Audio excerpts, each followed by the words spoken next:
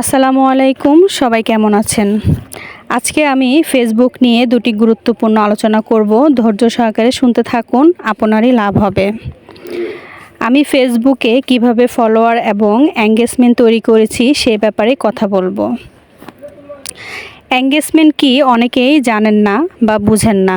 Engagement মানে হলো মানুষের সাথে সম্পর্ক তৈরি করা। এঙ্গেজমেন্ট কিভাবে তৈরি করবেন? ধরেন আপনার সামনে একটা ভিডিও আসলো, বা ধরেন আমার একটি ভিডিও আপনার সামনে আসলো।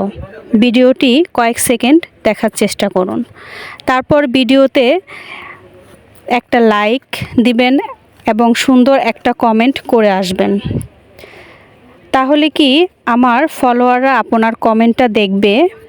আপনার কমেন্টটা যদি কারো কাছে ভালো লাগে তাহলে ওই কমেন্ট ধরে আপনার আইডিতে একটা ফলো দিবে। এভাবে এঙ্গেজমেন্ট বা সম্পর্ক তৈরি হয়। ছোট ইউজারদেরকে সব সময় ভালোবাসা দিবেন। ছোট ইউজারদের কারণে একজন বড় ইউজার হওয়া যায়। আমি ছোট ইউজারদেরকে সব সময় ভালোবাসি।